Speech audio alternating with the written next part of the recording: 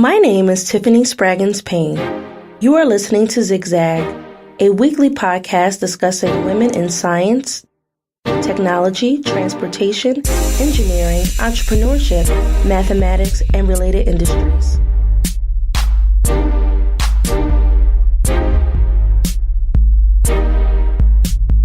On Zigzag, we discuss inclusion and diversity news, current trends, and have special guests speak about their experiences, including their competitive edge in the marketplace.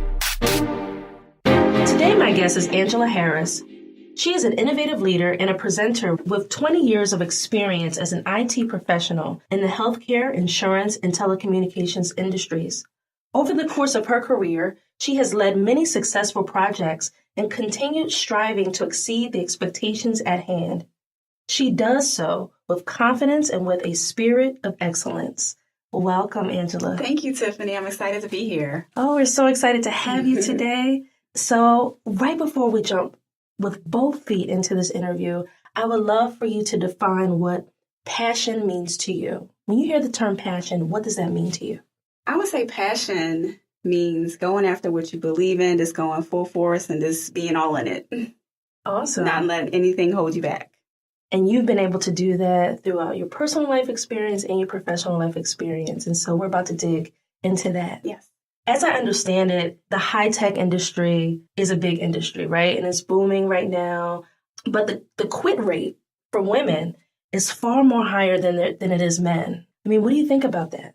I have a lot of thoughts about that. Okay. I think the tech industry is great. It's something I've always wanted to do since I was a child. I saw my first computer when I was 6 years old. And so ever since then, I've always known that I wanted to do something in the tech industry. Yes. I feel like a lot of people put a lot of emphasis on the pipeline, getting more girls to pursue STEM careers, which is great, but they don't seem to highlight the women that are already working in STEM. Great point. So to answer your question, 56% of mid-career women in technology leave the field, and a lot of emphasis isn't placed on that. And I feel like we need more emphasis placed on retention and advancement of women currently working in STEM, because the young girls that are going to be encouraged to study STEM, they're going to hit a wall. Yes. And they're going to fall into that 56% category because there really aren't any resources there to help support them and bring them up the career ladder within technology.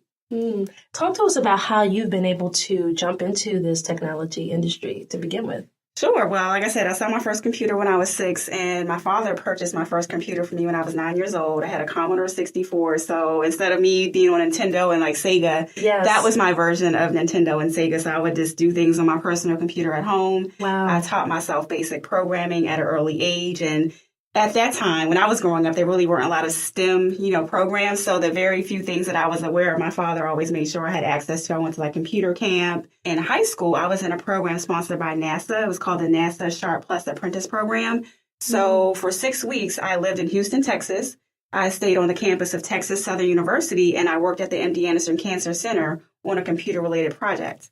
So actually, I was paired with another young woman. She happened to be from Virginia. I grew up in D.C., so we were kind of like a dynamic duo. So we were working on a software application for kids to get them to eat more fruits and vegetables. So I was like, I guess, like the GUI developer, and she was like the coder. So that was our 6-week assignment. Wow. And so from there, I entered Drexel University, started out as a computer science major, ended up changing over to information systems my sophomore year, but went to Drexel University, graduated with a degree in information system, and then entered the workforce after that. That's incredible. And you're also a certified project manager professional. Yes. And you're an adjunct professor at Drexel University as well. Yes, I actually just completed my first class at Drexel. I taught a graduate course in software project management, so that was just an amazing opportunity. I'm so grateful to have had that experience.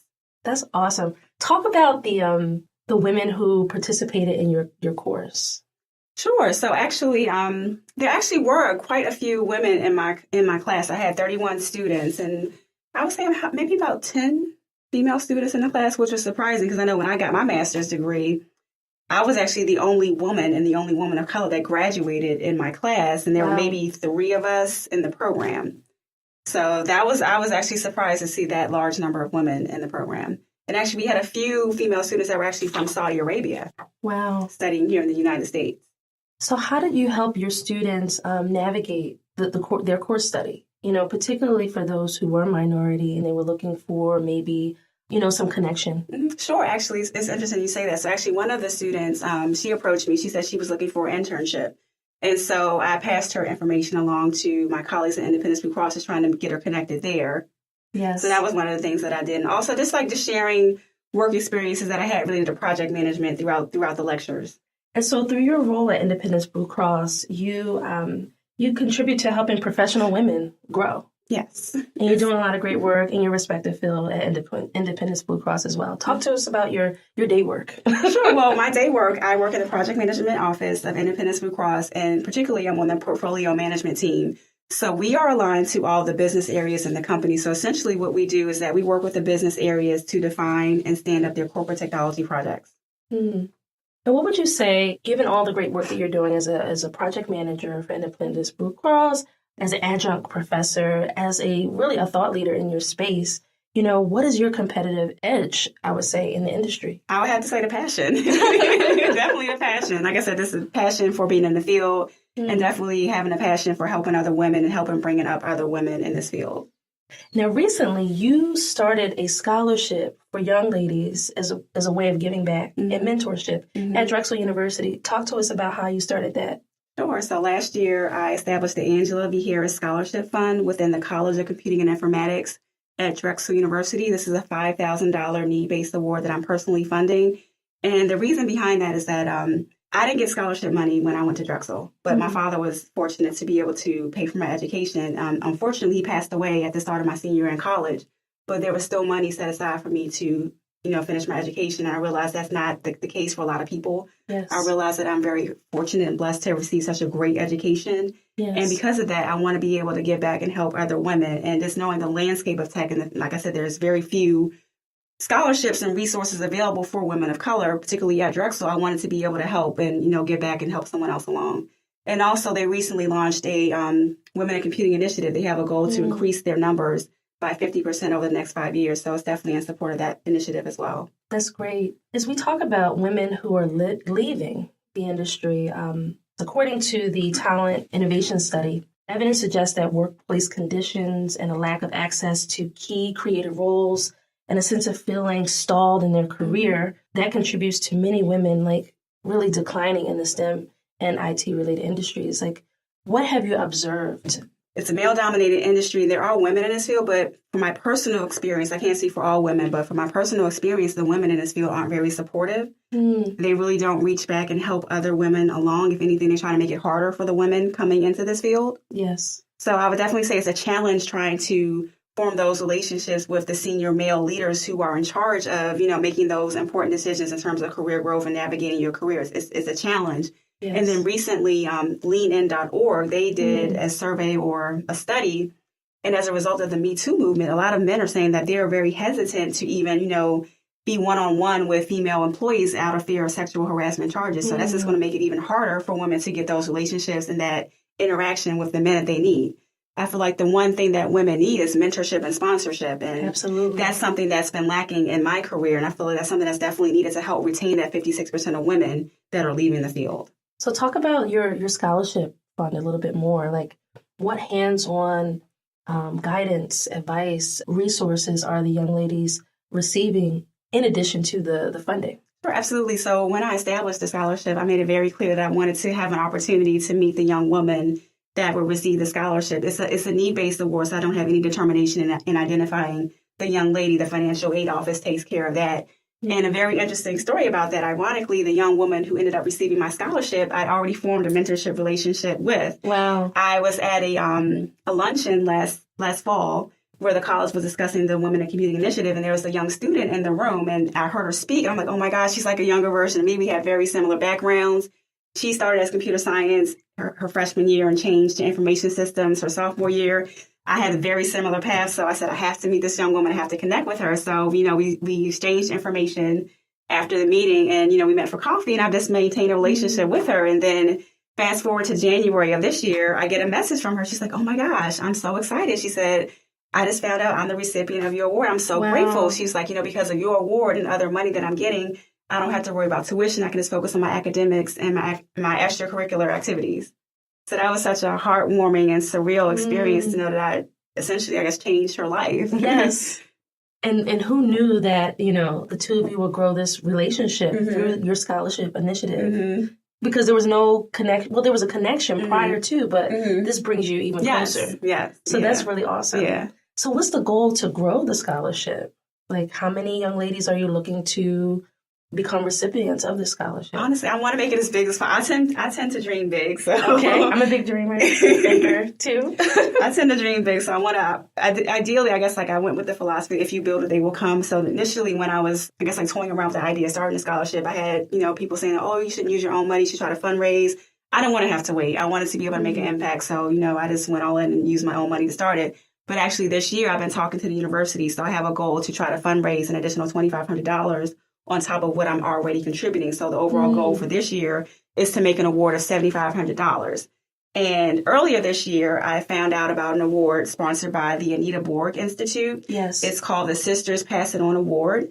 And one of the criteria is that they provide funding for women in computing projects, in particular, additional funding for larger scholarships. So I submitted an application, and I found out that I'm going to be one of the recipients of this award. Congratulations! Thank you. So I just welcome. learned that I'll be getting an award of $500 to $1,000 that'll be applied as additional funding to my scholarship. Wow. So That's I'm incredible. really excited and really honored to be a recipient of this award. So that organization, they sponsor the Grace Hopper Conference every year, which is the largest women in computing conference. Wow. That's incredible. It is. It's truly a blessing. And also, I'm also working with the university. So we're getting ready to launch a GoFundMe type fundraising page for my scholarship to encourage other people to make donations to meet that $2,500 award. Wow. That's really incredible. Like I just had to take a pause because when I think about, I went to an agricultural high school and studied plant science. Okay. And I just knew that I was going to become this herbologist. And I was very fortunate. There was I was an exchange student for maybe about 4 years in New Hampshire. Wow. And this really kind family, they just took to me. And every summer I would go stay with them for about 30 days and I would study, the genus and species of a plant. Wow. And I mean, you name it. And I can recall my senior year of high school, they actually sponsored me to do a 2-week internship in New England to study under a herbologist. And because people who look like me, coming from the neighborhoods that I came from and having very little exposure to this sort of like support, out of fear, my mother said, we have to respectfully decline, and so that was resources that could have gone to another young person, irrespective of your ethnicity or your upbringing, but we had to decline because of fear, So can you talk about, how you've been able to navigate sponsorship, whether it's actual dollars from supporting the work that you're doing to just the whole mindset around like receiving support from others and leaning into that? I feel like I'm still trying to figure that out, honestly. Early in my career, I didn't have mentors, definitely didn't have any sponsors early in my career, which is one of the reasons why I'm so passionate about mentoring now. As I reflect on my career, I just wonder like how different, certain experiences would have been if I had someone kind of guiding me from that very start. Like I said, my father passed away when I was a senior in college. My mother was also deceased, so I didn't have parents, early in my career. So I was just out there navigating life and all those challenges on my own. And I had some pretty bad experiences early in my career, with job situations. I was always moving around a lot. So I really didn't have an opportunity to set up roots at a company. So I guess that's one of the reasons why I wasn't able to get that mentorship and support because I was always moving around a lot, trying to escape, negative situations that I was encountering. But I've been fortunate within the past few years to have developed mentorship relationships with organizations that I've, been working with and people within my company who have kind of taken a liking to me. So just leveraging those relationships. My company has a really wonderful formal mentorship program, and I've been blessed to have had some wonderful mentors with that I still maintain, relationships with today. I'm always, calling up my mentor, what do you think about this? Or what should I do? And she's been so wonderful and so supportive. She's actually the person that wrote one of the recommendations for me to get this actual, not the scholarship, but the grant award for my scholarship. Yes. So she's been a blessing to me and a huge supporter and a huge cheerleader and champion of me. Wow. So now that you have this mentor, how are you navigating the current mentorship relationship that you have? Like, are you guys having like very structured conversations around your career, around your scholarship fund?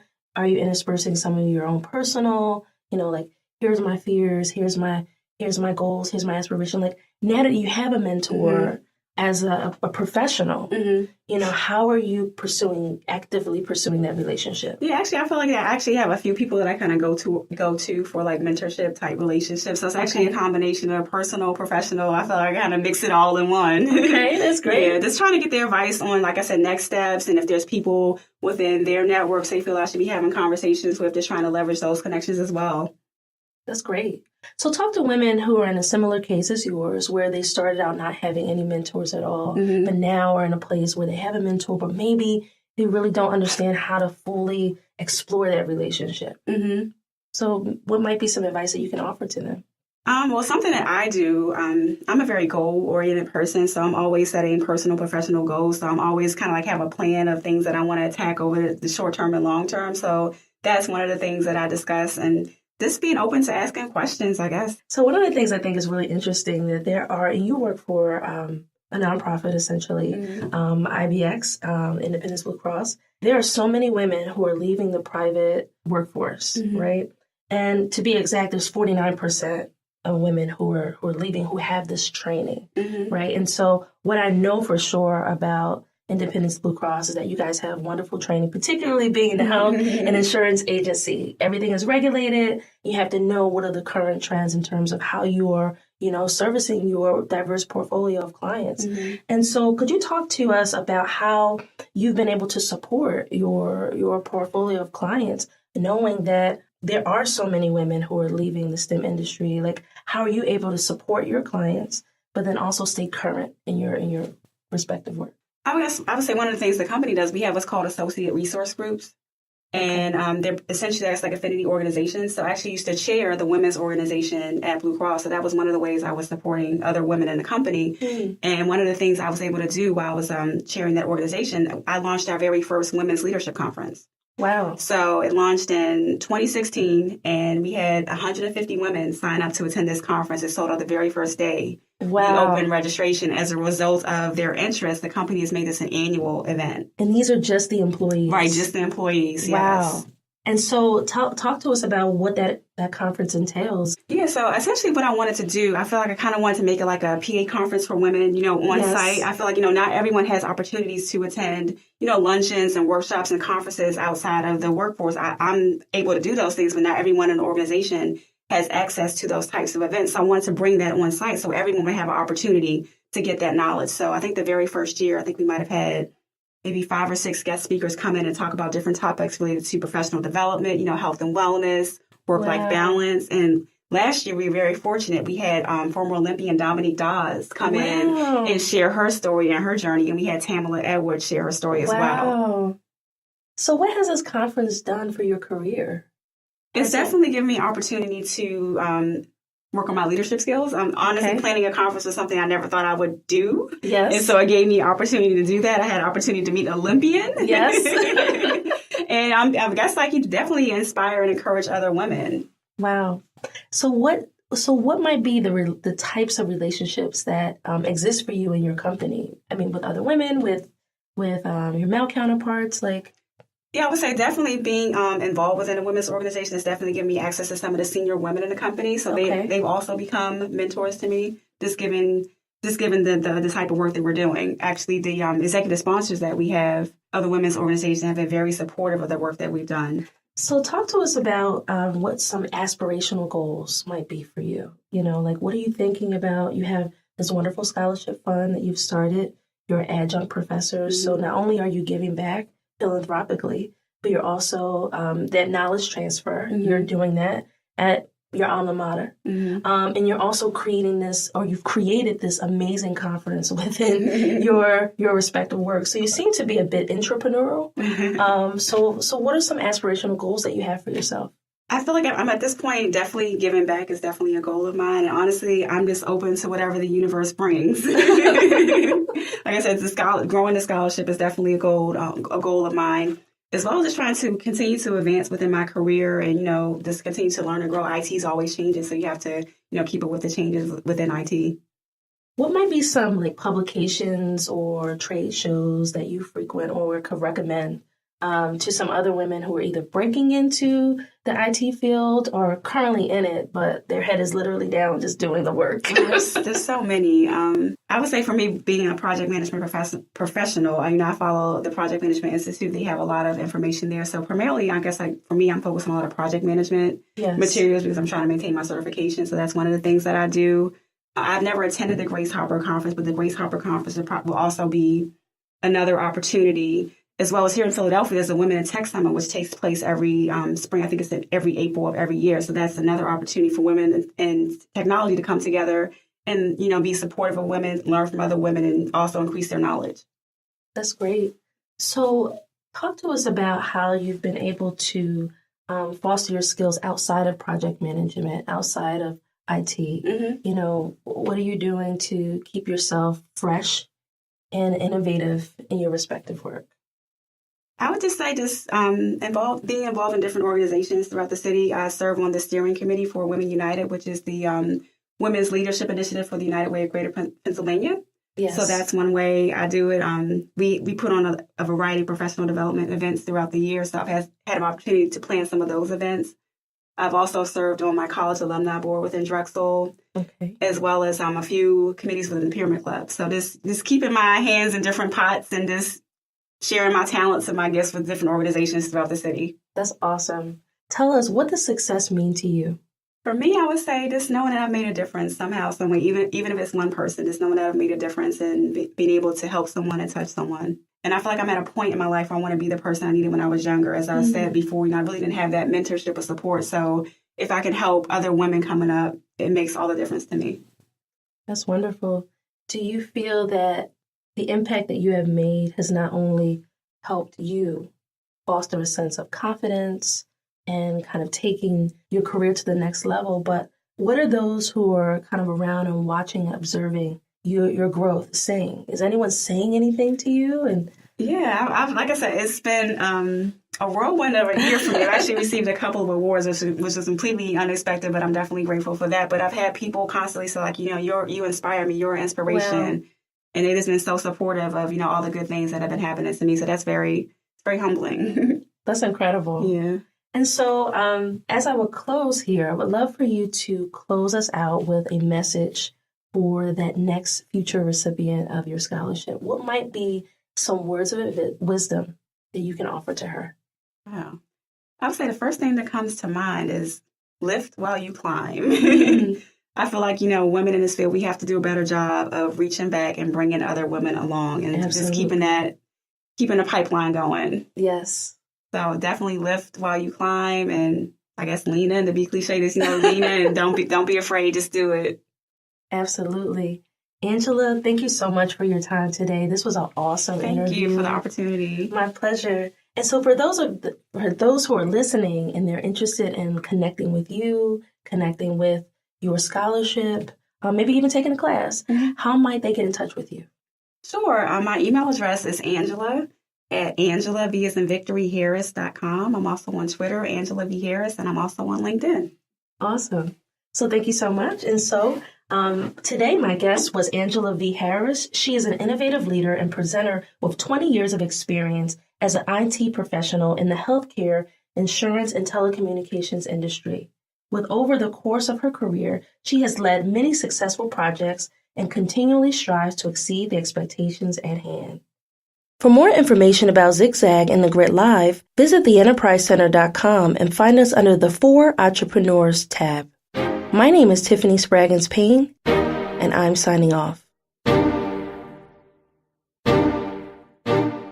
Hello, everyone. This is Ryan Martin, the production consultant for The Grit Live. If you enjoy our programming, the most important thing you can do to support us is share each episode with your friends and family. You can also leave us a rating and a review on the podcast player of your choice to help others find us.